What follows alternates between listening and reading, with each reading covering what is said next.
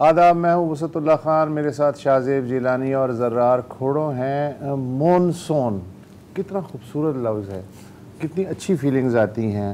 کوئل کی کوک، آموں کے باغ میں جھولے، امیر خسرو کی شاعری اور پروائی اور شاندار ہوا، یہ سب چیزیں میں نے تو تجربہ کی ہیں، لیکن اب یہ قصہ پارینہ ہوتی جا رہی ہیں، کیونکہ ہم نے اپنے ہاتھوں سے ماحولیات کا جو پیڑ کاٹ دیا ہے۔ اس کے بعد مونسون اب قہر بن کے ٹوٹتا ہے پچھلے کئی سالوں سے، اور جب ہم مونسون کا لفظ اب سنتے ہیں تو ہمارا دل ہلکا ہونے کی بجائے دماغ بھاری ہو جاتا ہے۔ یہی کچھ آج لاہور کے ساتھ ہوا۔ 11 ہلاکتیں ہوئی ہیں، 2 خواتین اور 2 بچوں سمیت 3 افراد ان میں سے کرنٹ لگنے سے ہلاک ہوئے، 3 چھت گرنے سے ایک 12 سالہ بچی ڈوب گئی، لیا میں بھی بارش سے ایک موت ہوئی ہے۔ لاہور کے بارے میں کہتے ہیں کہ پچھلے 10 گھنٹے میں 291 ملی میٹر بارش کا مطلب یہ ہے کہ پچھلے 30 سال کا ریکارڈ ٹوٹ گیا ہے۔ لیکن 2018 سے بھی اگر دیکھیں تو یہ ریکارڈ لگ بھگ ایسا ہی تھا، اس لیے کہ 2018 میں 288 ملی میٹر بارش ہوئی تھی، یعنی آج کے مقابلے میں صرف 3 ملی میٹر کم۔ پچھلے ماہ ہی 26 جون کو 256 ملی میٹر بارش ہوئی تھی، اور 2022 میں یعنی پچھلے سال 238 ملی میٹر بارش ہوئی تھی۔ اگلے 24 گھنٹے میں بھی ظاہر وقفے سے بارش کی پیش گوئی ہے۔ شمال اور وسطی پنجاب میں چترال سے راجن پور تک۔ شہر کا حال اس وقت یہ بتایا جا رہا ہے لاہور میں کہ نشیبی علاقے تو خیر ڈوبے ہی ہیں، شہر کے وسط سے ایک بڑی خوبصورت نہر گزرتی ہے، اس کا حال یہ ہے کہ اب وہ نہر اور اس کے 2 رویہ جو سڑکیں ہیں وہ سب ایک ہو چکے ہیں، یعنی ایک پیج پہ آ چکے ہیں، اور اس کی وجہ سے بتایا جا رہا ہے کہ نواحی جو علاقے ہیں جیسے مسلم ٹاؤن، گارڈن ٹاؤن اور گلبرگ، ان میں بھی پانی جمع ہو گیا ہے، اور انڈر پاسز جو ہیں وہ بھی پانی سے بھر گئے ہیں۔ یہ سب کیسے ہوا؟ قدرت پہ الزام دے دیا جائے، انسان پہ الزام دے دیا جائے، کیا کیا جائے؟ اس پہ ہم گفتگو کرنا چاہتے ہیں، اس لیے کہ خبر تو بس اتنی ہی تھی، اور ہمارے ساتھ جوائن کیا ہے world wide for nature Pakistan کے ڈائریکٹر جنرل حماد نقی خان صاحب نے۔ Thank you so much Naqi صاحب۔ میں آپ سے یہ جاننا چاہتا ہوں کہ میرے بچپن میں 2 ٹرمینالوجیز نہیں تھیں، ایک تو ہوتا تھا کہ جی 44 ٹیمپریچر ہے تو 44 ٹیمپریچر ہے، اب یہ ہوتا ہے کہ جی 40 ٹیمپریچر ہے لیکن فیل لائک 46 ہے۔ دوسری جو میرے سامنے میرے ہوتے ہی ہوتے پچھلے چند سالوں میں آئی ہے اربن فلڈنگ۔ یہ ٹرمینالوجی میں نے کچھ سال پہلے تک نہیں سنی تھی، اور اب جو لاہور میں ہو رہا ہے یہ اربن فلڈنگ ہے، تو اس کی کیا ترکیب ہے، اس کی کیا فارسی ہے؟ پہلے تو آپ یہ بتا دیں۔ بہت شکریہ وسعت۔ آپ نے جو مانسون کا ذکر کیا تھا تو میں صرف یہ بتاتا چلوں کہ اس ریجن میں ساؤتھ ایشیا میں ایک اور ٹرم بھی ہے کہ we are children of monsoon. ہمارے ہاں جو اکانومیز ہیں، ہمارے ہاں جو معاشیت ہے، لوگوں کے لائیولی ہوڈز ہیں، وہ مانسون ڈپینڈنٹ ہوتے تھے۔ مانسون اچھی ہو جائے، بارش اچھی ہو جائے تو وہ بران رحمت کے طور پہ، لیکن کچھ عرصے سے ہم دیکھ رہے ہیں کہ زیادہ تر اس کی جو میجر وجہ ہے وہ ہمارے اپنے اعمال ہیں کہ ہم اس سٹیج پہ پہنچے ہیں۔ Now coming back to your question, temperatures کی آپ نے بات کی، یہ ایک پروون سائنٹیفک فیکٹ ہے کہ ایوریج ٹیمپریچرز بڑھ رہے ہیں، اور وہ اس کی وجہ انسان ہے۔ جس طرح ہم فاسل فیول کا استعمال کر رہے ہیں، جس طرح ہم گلوبل وارمنگ کر رہے ہیں، اس کی وجہ سے ایوریج ٹیمپریچرز بڑھ رہے ہیں، اور اس کی وجہ سے ویدر پیٹرن بھی چینج ہو رہے ہیں۔ اب آ جاتے ہیں اربن فلڈنگ کیا ہے؟ اربن فلڈنگ کہ دیکھیں 3 میجر اس کے ریزنز ہو سکتے ہیں۔ ایک ہے جس کو ہم کلائمیٹ چینج، ہم کہتے ہیں کہ جی مانسون پیٹرن چینج ہو گیا، شارٹ سپین آف ٹائم میں بہت زیادہ بارش ہو جاتی ہے، جیسے آپ نے ابھی اگزامپل دی کہ 10 گھنٹے کے اندر تقریباً 300 ملی میٹر بارش ہوئی، جو پچھلے 30 سال میں ریکارڈ نہیں ہوئی تھی۔ اس کی جو سیکنڈ اور جو میں سمجھتا ہوں جو دوسری جو میجر وجہ ہیں جن میں جس کے آئی تھنک ہم ذمہ دار ہیں as human, as planners, as managers, as leaders, as policy makers, وہ ہے کہ ہم نے جو ہماری جو اوپن سپیسز تھی, جو ہمارا ویجیٹیشن کور تھا, جو ہماری گراؤنڈز تھے, جو ہمارے نیچرل کئی جگہ ڈپریشن تھی جہاں سے پانی سیپ کرتا تھا اور اس کے بعد وہ گراؤنڈ واٹر کو ریچارج کرتا تھا, ہم نے وہاں پہ tons and tons and tons of concrete ڈال کے اس کو ختم کر دیا اپنی. یہ ہماری I would say ill planning. برساتی نالے کھا گئے, برساتی نالے کھا گئے. برساتی نالے تو بڑی دور کی بات ہے, ہم نے کوئی گرین بیلٹ نہیں چھوڑی, ہم نے کوئی پارکس نہیں چھوڑے, ہم نے کہیں بھی جو اوپن سپیس تھی ہم نے کہا کہ کمرشلائزیشن کا اس میں فیکٹر ہو یا ہمیں کوئی انکروچمنٹس ہوں, you name it. اچھا جو تھرڈ فیکٹر ہے, I think that's very important. Now that's the carrying capacity of your drainage system. اب لاہور کی آبادی جس حساب سے بڑھ رہی ہے, آپ نے ایک تو یہ کہ وہی جو کراچی میں صورتحال تھی نا, وہ ہم لوگ کراچی کو بڑا مذاق بھی اڑایا کرتے تھے. آئی تھنک وہ لاہور ہے, بٹ لاہور بھی لاسٹ نہیں ہے. میں آپ کو یہ بھی بتا دوں, اٹ وڈ بی پنڈی اسلام آباد, اٹ وڈ بی فیصل آباد, you name it, اور سب جگہ. وہ کیا ہوا ہے کہ ایک تو آپ نے ایک ود ان اے سٹی, میں بھی لاہور کا ماسٹر پلان ہم لوگوں کو ہائی کورٹ نے کہا تھا, ہم اس کو ریویو کر رہے تھے. There are islands which are not part of the city. I mean the cantonments and the DHs, and they are expanding. DHs are expanding, but وہ planning جب ہوتی ہے وہ اس کے اندر, it's not just the cantonment and the DHs. It's also the mushroom growth of housing colonies. جو suburbs میں جو agriculture land تھا وہاں بھی سڑکیں بناؤ, پام کے درخت لگاؤ, ایک گیٹ بناؤ اور ہاؤسنگ کالونی لانچ کر دو. اپروولز, NOCs, پلاننگ, واسا کی انوالومنٹ. اب اچھا پلس پھر آپ کی جو نئی ڈیولپمنٹ جس کو گورنمنٹ سپورٹ کر رہی ہے, ریور اربن ڈیولپمنٹ اتھارٹی, یہ لاہور کے ماسٹر پلان میں کہیں نہیں تھا.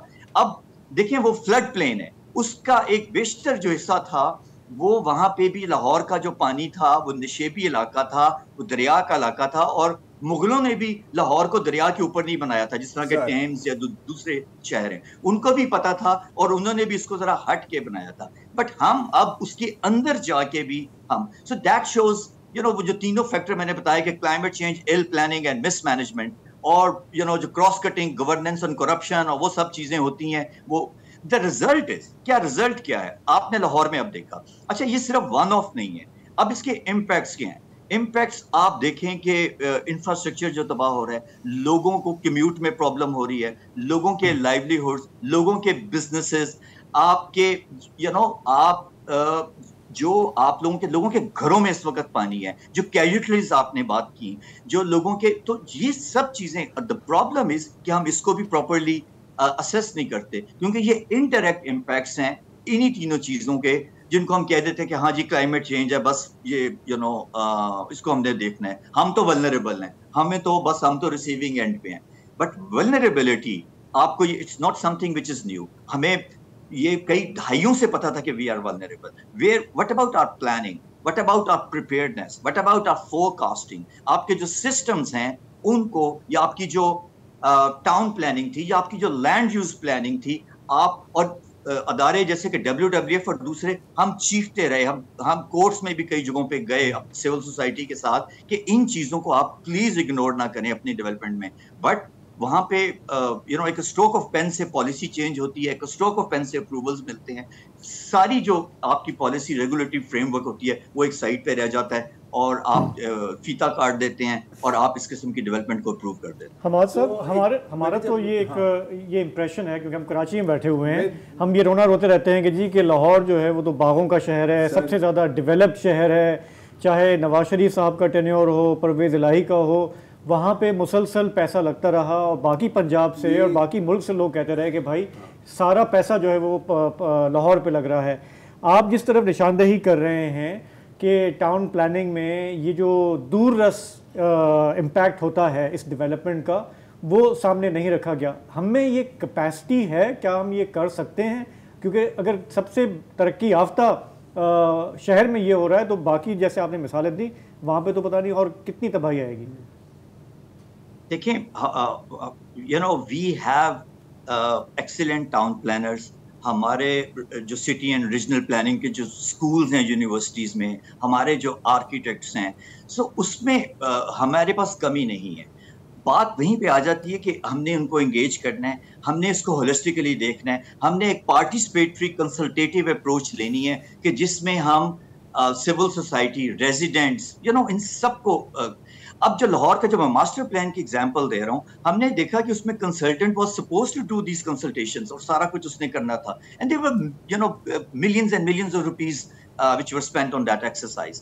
لیکن وہ کتنی ایکسرسائزز ہوئی، وہ پروسیس کمپلیٹ بھی نہیں بھی ہوا تھا، اور آپ نے ایک اسٹروک آف پین سے لاہور کا ماسٹر پلان ابھی انہوں نے لانچ کیا ہے. CBD, the Central Business District.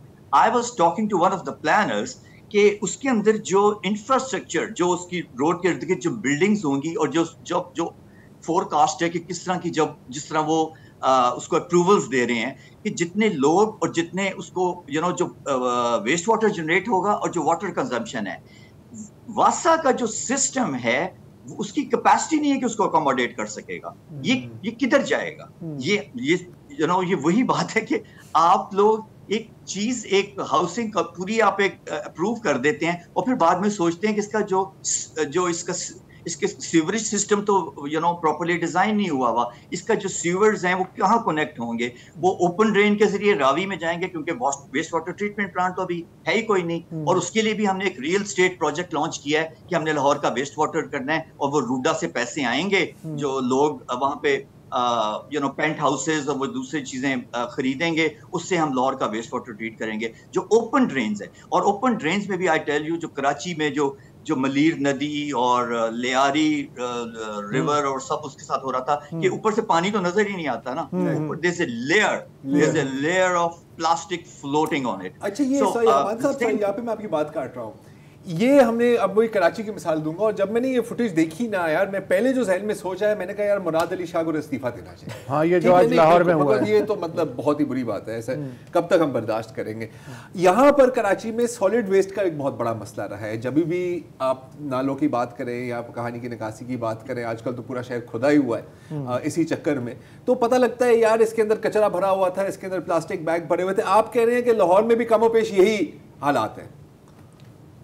Lahore میں یہ چیز تھوڑی کافی بہتر ہو گئی تھی، لیکن ابھی دوبارہ جو سالڈ ویسٹ کا سسٹم ہے وہ is not in a good shape.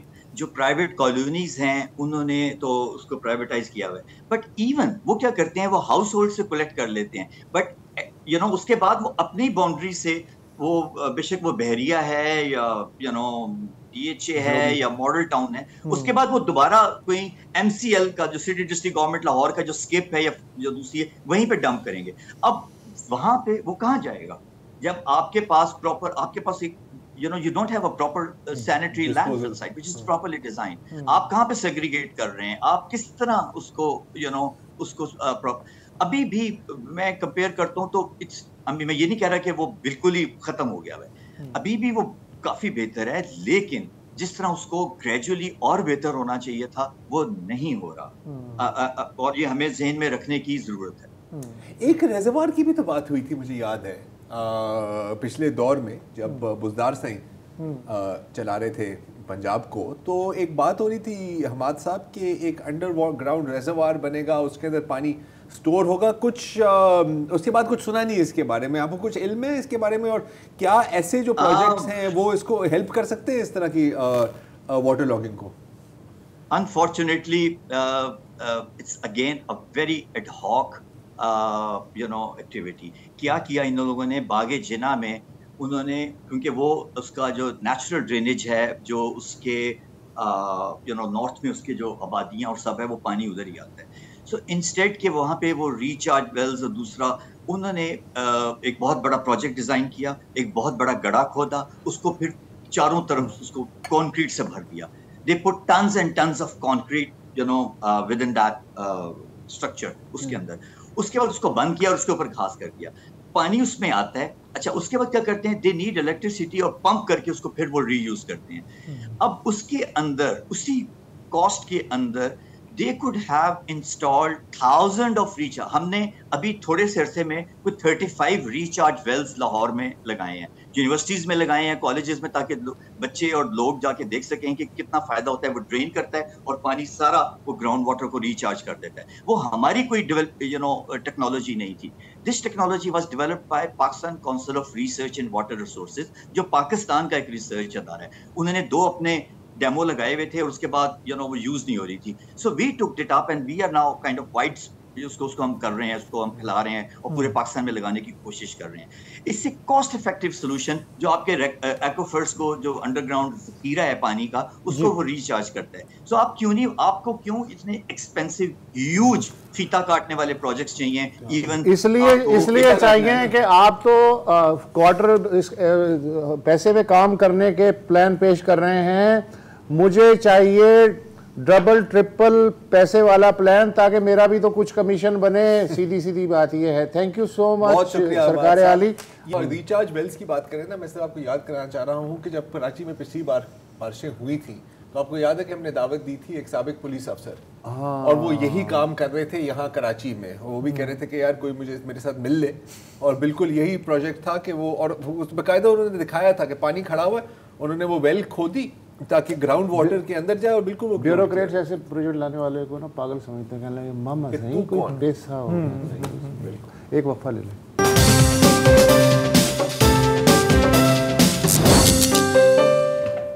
Gilgit Baltistan جگہ بھی خوبصورت ہے اور وہاں کے رہنے والے بھی بہت خوبصورت ہے, میرے دل کے بہت قریب ہیں.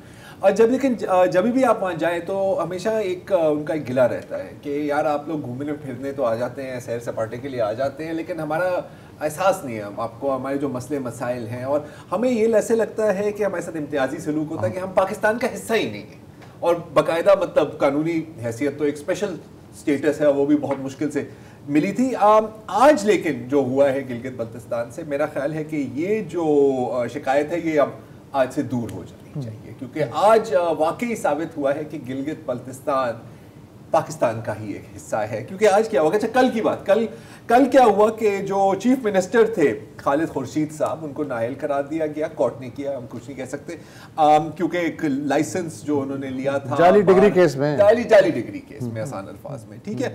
اب اس کے بعد چلے, اب آپ وزیر اعلیٰ کے بغیر تو نہیں چلا سکتے صوبہ, تو نے کہا کہ یار کاغذ نامزدگی کے کاغذات آپ جمع کریں. اور آج 3 بجے الیکشن ہونی تھی. اچھا پی ٹی آئی کی طرف سے راجہ اعظم صاحب کو ان کا کینڈیڈیٹ تھا, اور کیونکہ پی ٹی آئی کی اکثریت ہے گلگت بلتستان کی اسمبلی میں, تو لگ رہا تھا کہ کوئی زیادہ مسئلہ نہیں ہونا چاہیے, بندہ من ہی جائے گا. اچھا باقیوں نے بھی اپنے نام ڈال دیے, کوئی بات نہیں.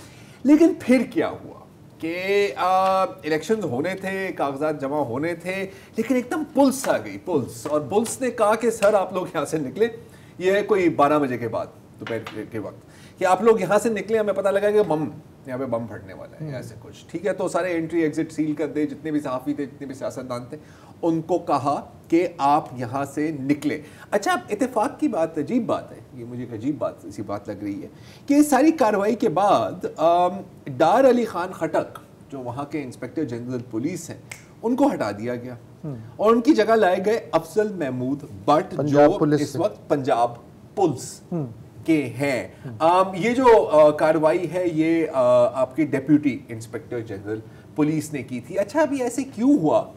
جو خورشید صاحب ہیں, جو سابق وزیر اعلیٰ رہے ہیں گلگت بلتستان کے, ان کا ایک اوپینین ہے, وہ ذرا سن لیجیے.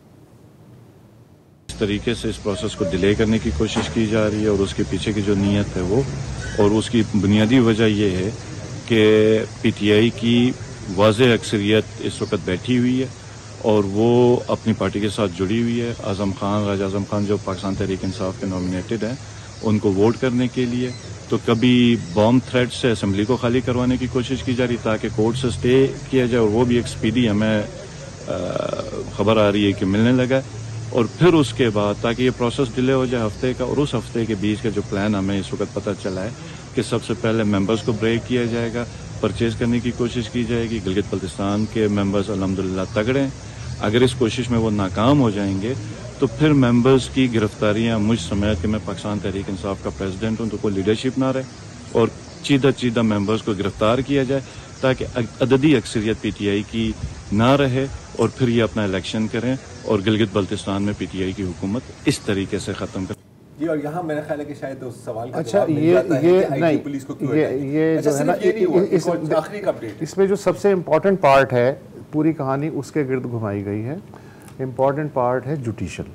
ٹھیک ہے, Gilgit Baltistan supreme appellate court نے آج سب سے پہلے یہ حکم جاری کیا, جنہوں نے نااہل قرار دیا تھا انہوں نے حکم جاری کیا کہ کچھ ضابطے کی جو بے قاعدگیاں ان کے سبب یہ الیکشن ملتوی کیا جاتا ہے. اور انہوں نے جو اسپیکر تھے نذیر احمد ان کو کہا کہ کل ہمیں ایک نیا شیڈیول دیں اور وہ کم از کم 3 دن پہ مشتمل ہونا چاہیے. اس کی وجہ یہ ہے کہ جو قوانین ہیں وہاں کے ان کے حساب سے ہر رکن اسمبلی کو پیشگی اطلاع ہونی چاہیے اور اس کے لیے کم از کم 3 دن چاہیے ہوتے ہیں. تو انہوں نے کہا کہ اس جو حکم نامہ جاری ہوا ہے اس میں یہ بھی کہا گیا ہے کہ آخر آپ کو اتنی جلدی کیا تھی کہ کل ہی فیصلہ آیا اور آج آپ نے جو ہے اناؤنس کر دیا اور 3 بجے آپ نے بیلٹنگ بھی رکھ دی.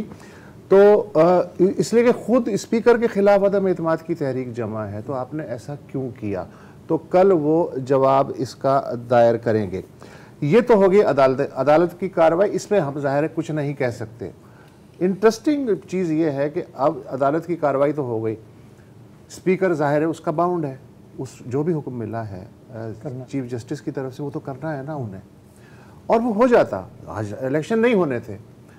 یہ جو مزید آیا ہے آئسنگ آن دا کیک, ہم اس پہ بات کر سکتے ہیں کہ عدالت کا فیصلہ جب ہو گیا تھا اس کے بعد کچھ کرنے کی ضرورت نہیں تھی, الیکشن نہیں ہونے تھے. لیکن اس کے بعد جو پولیس کا دستہ ڈی آئی جی فرمان علی کی قیادت میں وہاں گھسا ہے, اور آپ وسعت میری انڈرسٹینڈنگ ہے پولیس کی کارروائی پہلے ہوئی ہے, پولیس کی کارروائی پہلے ہوئی ہے, اس کو روکنا تھا. اچھا, تاکہ تب تک کورٹ کی طرف سے جو ہے تو یہ اس کی ضرورت نہیں تھی. ویسے مطلب دیکھیں یہ غیر ضروری انتظامی قدم ہے نا. میرا تو خیال ہے کہ ضرورت تو بالکل ہے نا یار, جب آپ نے ایک مقصد حاصل کرنا ہوتا ہے. سنیں مسئلہ یہ ہے کہ یہ مزید عجیب صورتحال ہے. ایک طرح سے یہ ریپیٹیشن ہے. ہمارے ہاں 77 میں آپریشن فیئر پلے ہوا تھا آج ہی کے دن. ٹھیک ہے, 5 جولائی آج 5 جولائی ہے. ٹھیک ہے نا, ہم تاریخ کا حوالہ اس لیے دے رہا ہوں کہ وہ ہمیں تھوڑا سا ریمائنڈ کرانا بار بار ضروری ہو جاتا ہے کہ آپ کس ملک میں چل رہے ہیں, یہاں پہ نظام کیا ہے, یہاں پہ انچارج کون ہے. دوسری بات,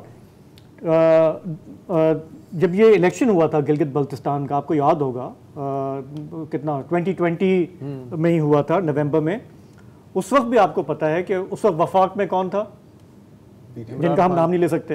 ٹھیک ہے نا, چلے پی ٹی آئی تھی. اس الیکشن پہ بھی بہت سیریل سوال اٹھے تھے کہ وہ الیکشن کیسے ہوا, اس میں کیا ہوا, کیونکہ اس وقت بھی ہم نے دیکھا کہ P T I leading party کے طور پہ آئی, بہت سارے انڈیپینڈنٹس تھے, ان کو شامل کرایا گیا اس طرف. اب یہ جو کچھ زیادتی ہو رہی ہے, جو ابھی ہم نے کلپ دیکھا, جو سی ایم صاحب جو فارغ ہوئے ہیں ان کے ساتھ لگ رہا ہے کہ زیادتی ہو رہی ہے, لیکن یہ بھی نہیں بھولنا چاہیے کہ ان کو لایا کیسے گیا تھا. یہ ہمارے یہاں ریپیٹیشن ہے, وہی آپریشن فیئر پلے جو ہے کسی نہ کسی انداز میں وہ ہمارے سامنے سب کا حق لے کے بھی محروم نظر آتا ہے, اتنا ظالم ہے کہ مظلوم نظر آتا ہے. وقفہ لے لیں.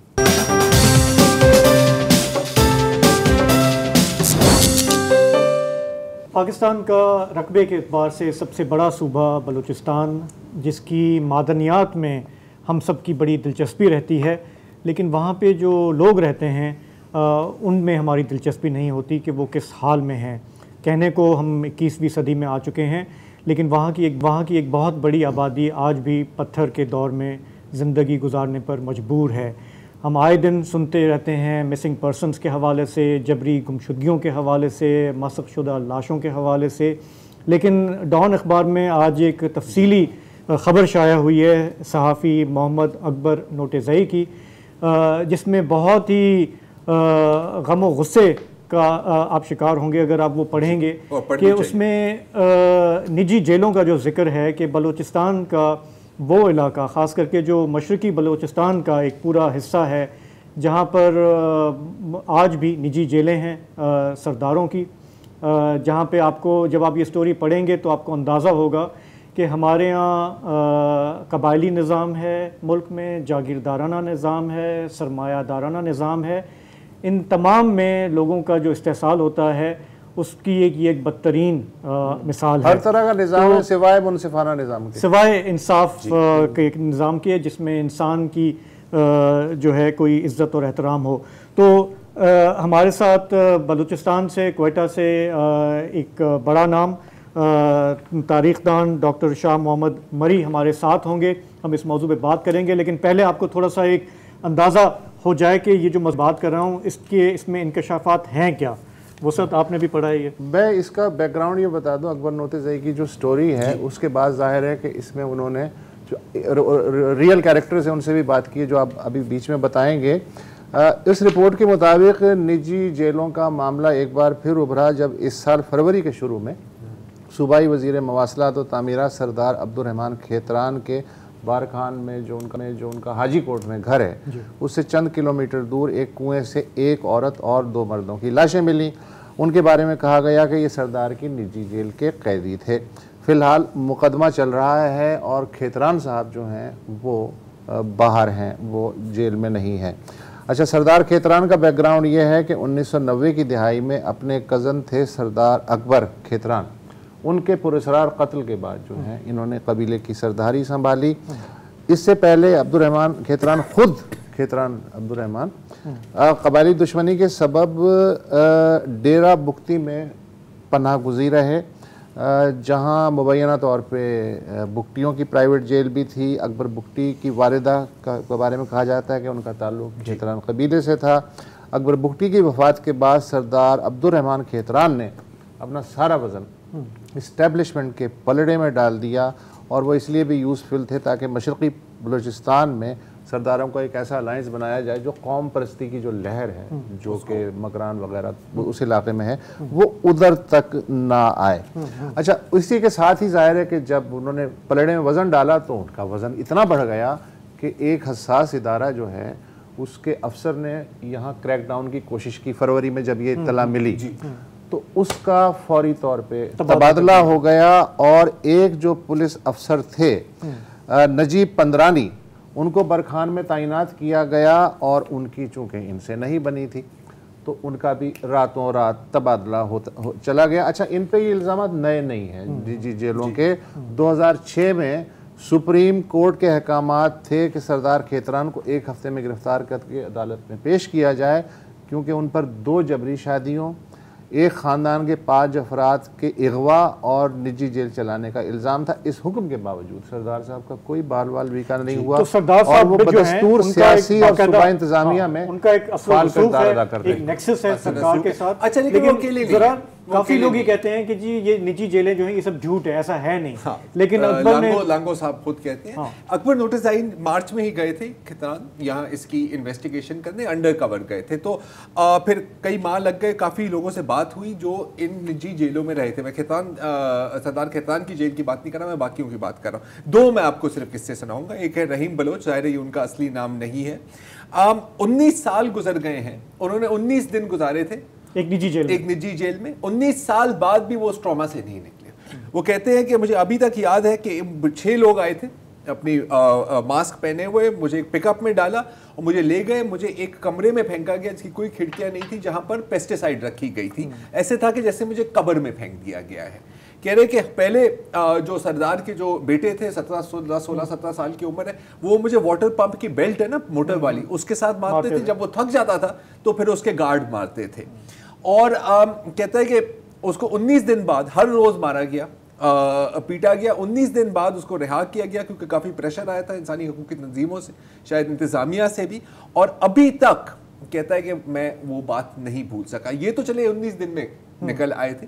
ایک اور شخص ہے, وہ کہتے ہیں کہ میں پہلے دن مجھے باندھ دیا گیا تھا کورٹ یارڈ میں ایک سریے کے ساتھ اوپر, اور مجھے اتنا مارا گیا کہ میں بے ہوش ہو گیا. پہلے 3 دن تو مجھے ہر رات مارتے تھے, میں ہر دن بے ہوش ہو گیا, پھر مجھے عادت ہو گئی اس کی, لیکن میں مار کھاتا رہا.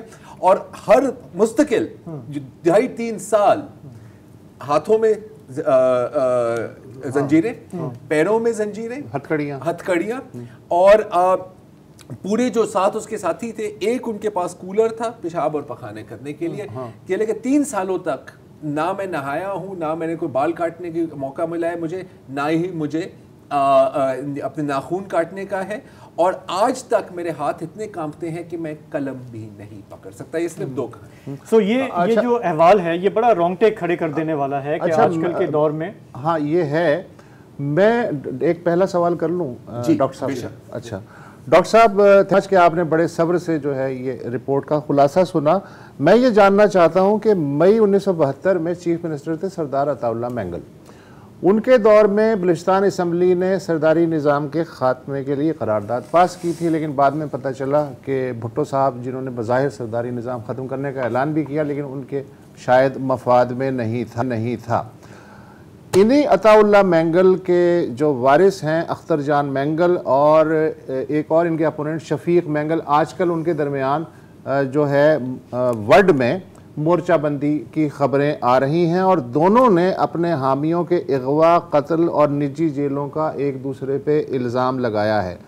اس کا مطلب ہے کہ یہ جو نجکاری یا یہ جو جیلوں کا معاملہ ہے کسی ایک سردار یا علاقے تک محدود نہیں ہے. 21ویں صدی میں بھی یہ ہمارے سماجی جہیز کی طرح ساتھ چلا آیا ہے. ایسا ہی ہے؟ ایسا ہے. 2-4 باتیں ہیں جو شروع میں کرنی چاہیے. ایک تو یہ کہ بلوچستان بالکل بھی غاروں کا سماج نہیں ہے. انتہائی سویلائزڈ لوگ ہیں یہاں کے، اور یعنی بڑے دشمن سے لے کر کے چھوٹے دشمن تک ظلم برداشت نہیں کرتے. ایک سیٹ اپ ہے اس طرح کا روایتی طور پہ. تو ایک تو یہ ہے کہ یہ بہت سویلائزڈ لوگ ہیں. اس طرح بالکل نہیں ہے جس طرح کے انڈیویجول کیسز اپنی جگہ پہ. جو مین بات آپ کر رہے ہیں، جو مین بات نوتیزی صاحب نے بھی کیا، ایک بائی دا وے میں بتاتا جاؤں، یہ کمال کا صحافی ہے. آپ لوگوں نے، آپ کے ادارے نے اتنا اچھا پالش کیا ہے، اتنا اچھا صحافی ہمیں دیا ہے. وہ جو بھی بات کرتا ہے وہ اس کے پیچھے جاتا ہے، بھاگتا ہے، دوڑتا ہے، سٹوری بناتا ہے. عرض یہ ہے کہ یہ جو ٹرائبل سسٹم ہے یہ کوئی فرمان سے ختم تو ہوتا نہیں ہے جب تک اس کا آپ پیرالل جو ضرور ریکوائرمنٹس ہیں وہ جب تک آپ نہیں دیں گے کوئی سسٹم بھی ختم نہیں ہوتا اور دوسرا سسٹم آتا بھی نہیں. یعنی ایک آپ نے اعلان کیا ہوا میں اور وہ سرداری سسٹم ختم ہو گیا، اس طرح تھوڑا ہوتا ہے. بالکل ایک بات. دوسرا، آپ لوگ پڑھے لکھے لوگ ہیں، میں ایک نئی بات کرتا ہوں، شاید اس پر ڈیبیٹ کبھی اگر چھیڑیں ہم لوگ، کہ شاید بلوچستان اب سرداری سسٹم اس طرح کا رہا نہیں ہے. یہ نئی بات میں آپ سے عرض کر رہا ہوں. یہ فیوڈل سوسائٹی ہے، اس کو اب ہم ٹرائبل سوسائٹی نہیں کہتے. جس طرح شروع میں ہمارے اور آپ کی جوانی میں ہم کہتے تھے پاکستان نیم سرمایہ دارانہ اور نیم جاگیردارانہ سماج ہے، وہ تبدیل ہو گیا. تو بلوچستان کی بھی بات تبدیل ہو گئی. ایک تو یہ ہے کہ ہمارا غضب ہے، ہم نے ایک فکرہ چھوڑ دیا. ایک لفظ ہمارے پاس ہوا کرتا تھا، حکمران طبقات، رولنگ کلاسز. جو ہی وہ دانشوروں نے لفظ چھوڑ دیا، گمراہی میں، کنفیوژن میں ہم سب لوگ چلے گئے. یہ ایک کلاس ہے. کلاس یہ ایک آدمی بھی نہیں ہے، 2 آدمی بھی نہیں ہے، 10 آدمی بھی نہیں، پورا ایک چین ہے.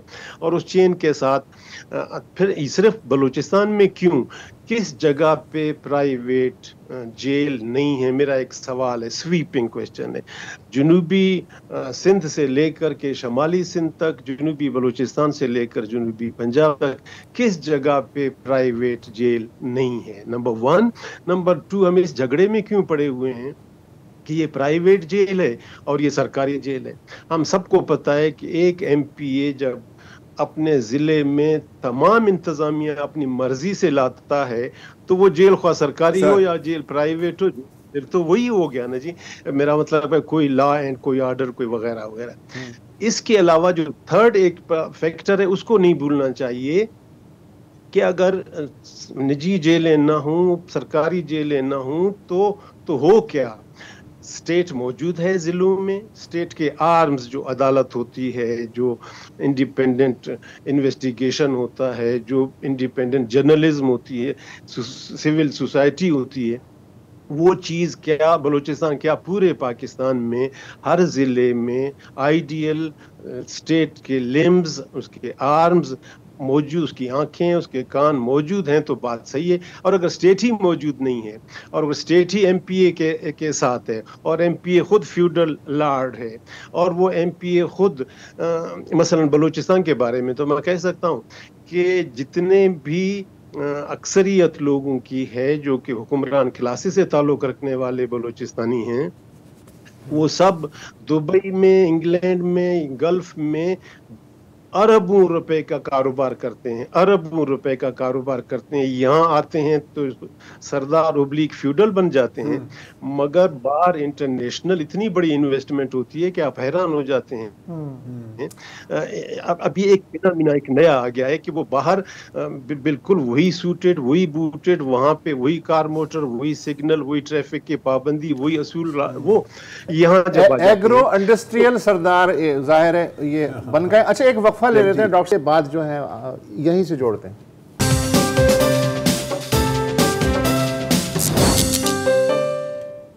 जी, हम बात कर रहे हैं निजी जेलों के हवाले से। हमारे साथ मौजूद हैं क्वेटा से डॉक्टर शाह मोहम्मद मरी।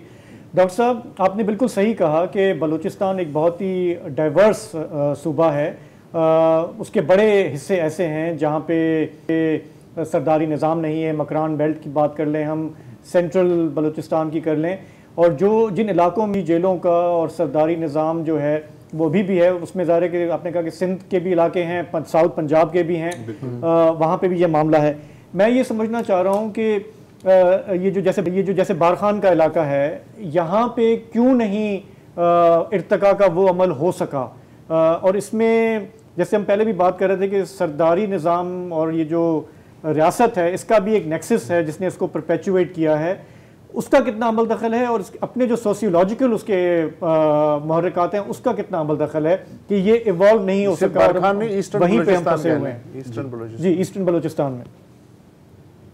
जी, मेरा पॉइंट ही अलग है। मेरा पॉइंट ये है कि बलूचिस्तान में वो जो आइडियल एक ट्रेडिशनल सरदारी सिस्टम हुआ करता था, वो सरदारी सिस्टम अब नहीं है। मैं ये बड़ी बात कर रहा हूँ। वो इसलिए नहीं है कि मसलन कोई हल्का मुझे बता दें जहाँ सूबाई इलेक्शन हो या कौमी असेंबली के इलेक्शन हो, जहाँ सरदार अनकंटेस्टेड जीत गया हो, यानी ये मुझे कोई आप नहीं बता सकेंगे।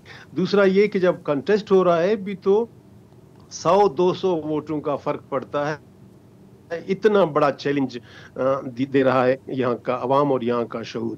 और तीसरी बात ये है कि अगर इन सरदारों के पास अब भी जो है एक समाजी और जो फैसलों की जो ताकत है वो तो अब तक मौजूद है ना। अब कतई नजर इसके कि वो हारते हैं इलेक्शन में या नहीं हारते।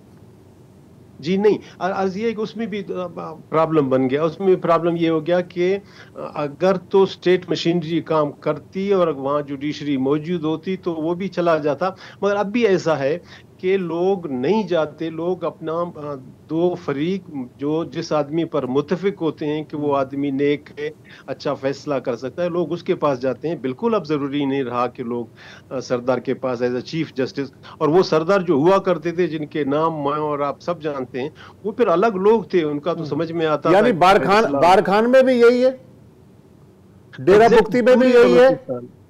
ये पूरे बलूचिस्तान में ऐसा है कि लोग इलेक्शन लड़ते हैं, लोग उनकी मुखालफत करते हैं, लोग पॉलिटिकल पार्टी बनाते हैं। मसलन डॉक्टर मालिक की जो नेशनल पार्टी है वो कहाँ। सर, मैं फैसलों की ताकत की बात कर रहा हूँ सियासी तौर पे। बिल्कुल आप दुरुस्त कह रहे हैं, फैसले की ताकत जो है, क्या मैंने बारखान की मिसाल दी, क्या वहाँ फैसले की ताकत अब भी है कि कोई भी खेतरान अपनी मर्जी से सरदार की बजाय किसी और बुजुर्ग के पास जाके अपना फैसला करवा ले, या बुकटी एरिया में अब भी ऐसा ही है जो आप बता रहे हैं?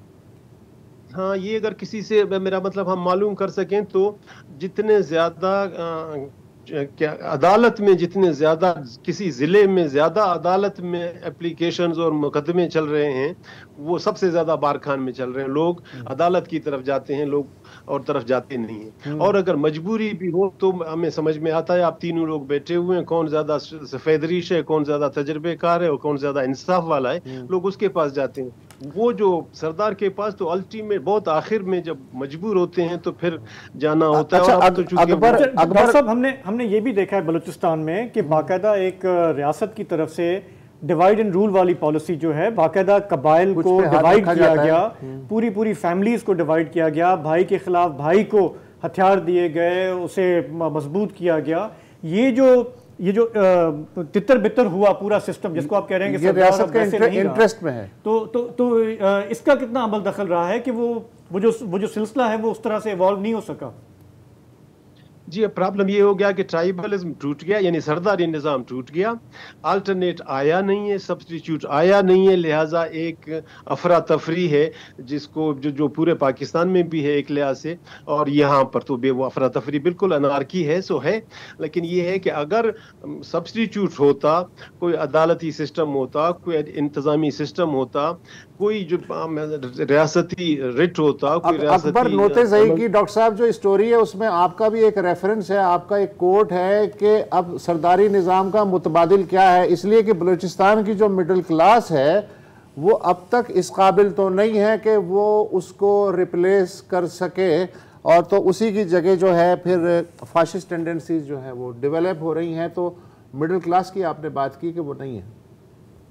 वो जो आप अभी 2 मिनट पहले बात कर रहे थे कि इंटरफियरेंस बहुत होता है स्टेट की तरफ से, उसको जरा हटा लें, फिर मैं आपको बताता हूँ कि दूध का दूध कैसा है और पानी का पानी कैसा है। मतलब वो नहीं छोड़ दे रहे हैं, मतलब कि स्टेट अपने जो हुआ है, खत्म नहीं हुआ, लेकिन उसका मुतबादिल नहीं आया, और रियासत को सूट करता है, और रियासत को सूट भी करता है। जी डॉक्टर साहब। एग्जैक्टली, स्टेट अपने कोलैबोरेटर्स को नहीं छोड़ रहा और उनके साथ लगा हुआ है, बाई हुक और बाई क्रुक किसी तरीके से उनको लाना है, आगे ले आना है। और फिर दूसरी बात ये भी मैं आपसे अर्ज करूं, ट्राइबलिज्म टूटने की बात जो मैं कर रहा था, सरदारी निजाम में होता ये है कि उसका नान नफका सरदार का वो कबीले से आता है, एक रजाकाराना तौर पर उसको दे देते हैं एक जमीन का टुकड़ा कि आपके अखराजात होंगे, लोग आते हैं, मुकदमाबाजी है, कबाइलों से लड़ाई है, तो ये आपको अलग से इनकम हम दे रहे हैं। हमारे यहाँ इनकम के अभी ट्राइबल उस पर डिपेंड करता नहीं है सरदार, खुद सियासत एक बहुत बड़ा बिजनेस बन गया है। आप समझते हो लाखों का है, मैं कहता हूँ आप शरीफ आदमी, आप कहता है करोड़ों का है, मैं कहता हूँ आप शरीफ आदमी, अरबों का कारोबार बन गया है। सेनेट के चेयरमैन अरबपति जो है बलूचिस्तान के सरदार नहीं है, हाँ सरदार नहीं है वो, लेकिन वो सियासतदान तो हैं, बिल्कुल बिल्कुल। तो वो जो इनकम बाहर से आ रहा है, तो इसका मतलब ही ये है कि अब वो सरदार की वो जो एक जमाने में ट्रेडिशनल सूरत हुआ करती थी वो अब नहीं है।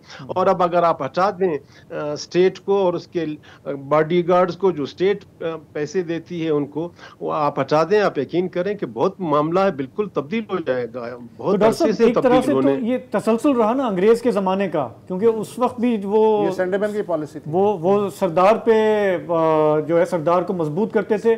उसके बाद सरदार नीचे क्या कर रहा है उससे उनको फिक्र नहीं होती थी, जब तक जहां तक उसकी लॉयल्टी है, हाँ रियासत के साथ है, हुक्मरानों के साथ है, तो फिर वो हम तो सक्सेसर स्टेट है ना। नहीं, तो ये उसी तरह की कंटिन्यूएशन है। नहीं, वो ज्यादा वल्गराइज हो गया, वो बहुत ज्यादा चीप हो गया, बहुत ज्यादा बाजारी बात बन गई। उस जमाने में तो एक स्टैंडर्ड हुआ करता था ना, अंग्रेज का भी और इस तरफ से भी बलोच का भी स्टैंडर्ड होता, कॉमन मैन का एक स्टैंडर्ड होता था, सरदार तो सरदार है। और वो चीजें इतना डिके हो गया, डिजेनरेटेड हो गई चीजें कि अब वो ना आपको कॉमन मैन उस तरह मिलेगा, ना कॉमन सरकार मिलेगा, ना सरदार मिलेगा, सब चीजें। और फिर दूसरा ये कि एवोल्यूशन बहरहाल समाज को, ठीक है कि हमारे यहाँ घड़ी रुकी हुई है, इर्तिका की नहीं आगे बढ़ रही है, मगर वो फिलोसोफर ने किसी ने कहा था ना कि डिकेड्स गुजर जाते हैं, कुछ भी नहीं होता, और अचानक हफ्ता आ जाता है, उसमें डिकेड्स के सारे अमल हो जाते हैं। बस यही रुक जाइए, यही रुक जाइए, आपने बिल्कुल कमाल जगह पे जो है डॉट लगाया है। Thank you so much. Programme का वक्त खत्म हो रहा है, आपका बहुत। एक इटालियन एनार्किस्ट थे, उनकी भी एक जो अभी डॉक्टर साहब बात कर रहे थे ना, वो कहते थे old is dead but the new has not yet been born। यहाँ पर भी कुछ ऐसा ही। बिल्कुल सही है। आज के प्रोग्राम में इतना ही, हमें इजाज़त दीजिए, कल मुलाकात होगी। खुदा हाफिज़, शब बख़ैर।